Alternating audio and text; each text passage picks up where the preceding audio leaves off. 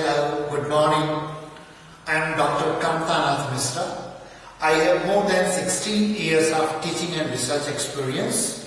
I have completed my Bachelor of Science degree from University of Gorakhpur, India, my MCA Master of Computer Application degree from Madan Mohan Malviya University of Technology, India, and Master of Technology degree in Computer Science from BITS Pilani. I have finished my PhD in Computer Science Engineering from Birla Institute of Technology, Mesra, Ranchi, India. Before starting the topic, process states, I would like to introduce the members who are present in the classroom. Hello, I am Professor Subhash Pandey, working in Computer Science and Engineering Department of Birla Institute of Technology, Allahabad campus. My area of interest is bio-inspired computation, soft computing, evolutionary intelligence, and their application in data mining and knowledge discovery. Hello, I am Ajit Kumar Keshri, Assistant Professor in CSE Department, BIT Mesra, Ranchi, Extension Center, Allahabad. I have done my BE in Civil Engineering from Bangalore University. After that, I have done my MTech in Computer Science from BIT Mesra, Ranchi. My area of research is cyber attack and defense. Thank you. Myself, PCB Hari, Scientific Officer, BIT Mesra, Ranchi, Department Electrical and Electronics Engineering. I have completed my BTech from BIT and MTech from CS. My interest of area is power electronics. Hello everyone, my name is Sama Jaswal. I have completed my BTech from United Institute of Technology, pursuing MTech in Computer Science and Engineering from Birla Institute of Technology, Allahabad campus. My area of interest is in clustering. Thank you. Hello, good morning. I am Deepak Kumar Srivastava and I had passed my graduation in BIT Allahabad campus, and now currently I am pursuing MCA in same campus. My interest, my area of interest is in research in image processing and mathematical induction. Thank you. I am Dr.K.N.Mishra, student of MTech 3rd Sem, Birla Institute of Technology, Mesra, Ranchi, Allahabad campus, and my research area of interest is face-based person identification. Thank you. Hello, my name is Rajan Kesravani. I am pursuing MCA from BIT Mesra. My interest is computer science and image processing. Thank you.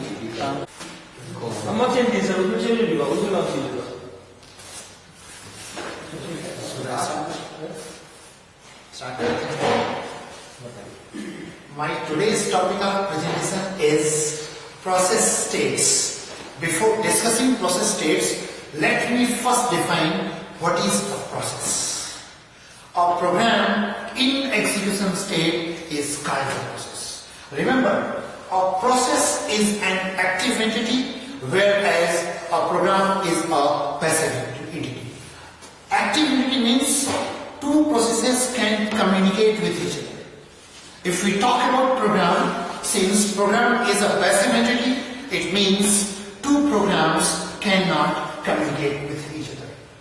Any process can be in one of the following 5 states.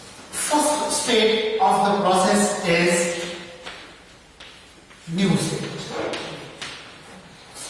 A process is said to be new state if it is being created.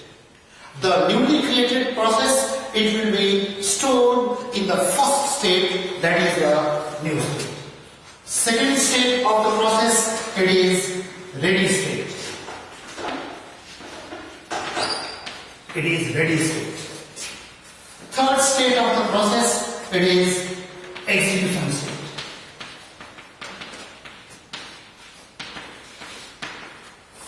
Fourth state of the process, it will be terminated state.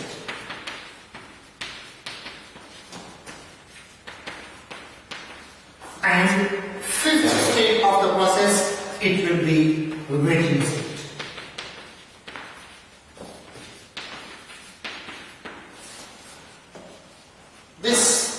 These all the 5 states of the process can be represented represented by this particular diagram. So first state of the process, it is new state. So if two or more processes are in new state, then the operating system, the part of operating system which is called as long-term scheduler, the long-term scheduler, it will store those processes in a queue, and name of that queue will be input queue. So let's say these are three processes which were created by the operating system. So those three processes will be stored in the input queue. Now, the process which is there in new state, it will be brought to the ready state. Second state, it is the ready state, by the operating system. The part of operating system which brings a process from new state to ready state, that is called as a long-term scheduler. It means process P1 which is in new state, it will be taken by the long-term scheduler, and the long-term scheduler, it will bring the process to the ready state. If there are more than two processes in the ready state, then this long-term scheduler, it will store those processes in a queue, and name of that queue will be ready queue.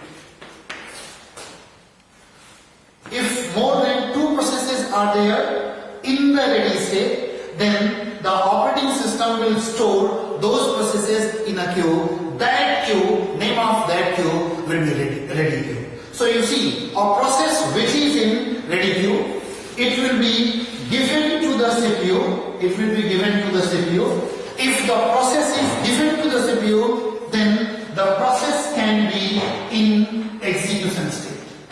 Then the process can be in execution state. And remember, the part of operating system which is taking a process from ready state or ready queue and giving it to the CPU for execution, that is called as the short-term scheduler, or its another name is CPU scheduler.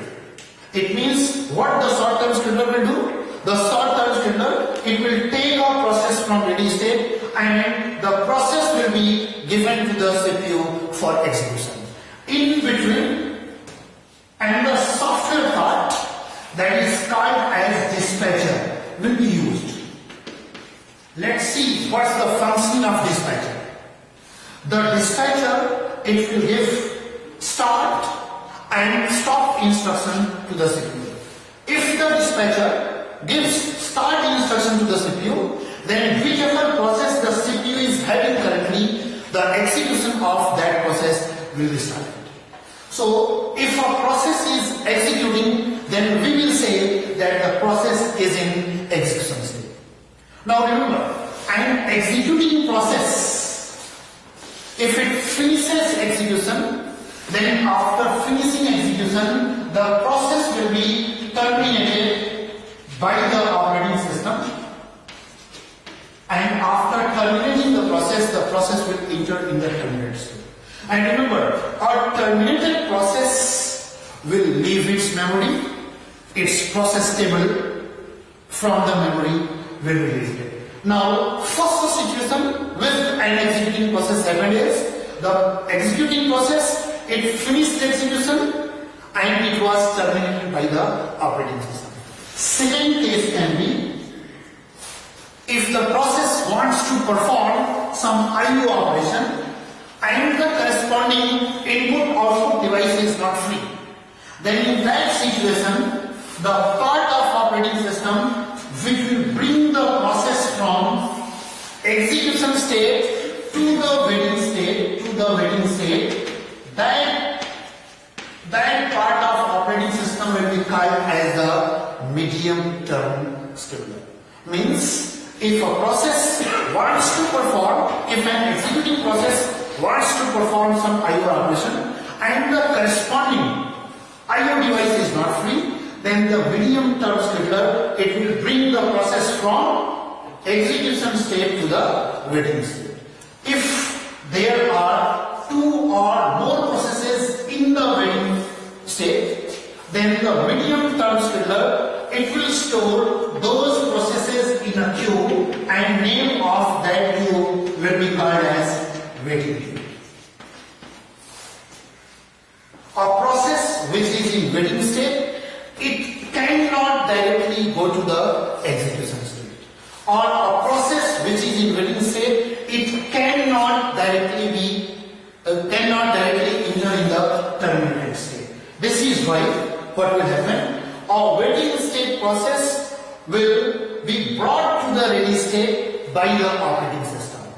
And again, after bringing the process to the ready state, the process will be given to the CPU for execution. So, I am repeating the point. The execution state process, either it will enter in intermediate state if it finishes execution, or it will come to the waiting state if the process wants to perform some IO operation and the corresponding IO device is not free. Third case can be an executing process can return back to the ready state. In which situation an executing process will return back to the ready state, I will like to explain. If a process is executing and another process which has higher priority than the executing process is arriving in the ready queue.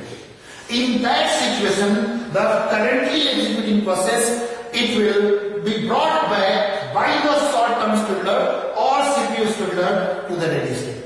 And the new process which was having higher priority, that process will be given to the CPU for execution. Now you see different short terms which we have used in our presentation. First term is LTS. It means long term scheduler. Second term is STS. It means short term scheduler. And third term is MTS. That is medium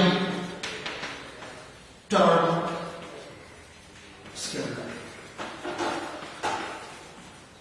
Now you see, whatever is the work of medium term scheduler, it doesn't exist in the case of Windows. In case of Windows, the work of medium term scheduler, it is done by the short term scheduler or CPU scheduler. If once this topic, this work is figure 1, and name of this figure is process states. If once we complete the discussion of process states, and if you understand all the states of the process, then we can move to the next topic.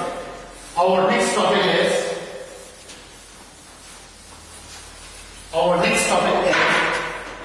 CPU scheduling algorithms.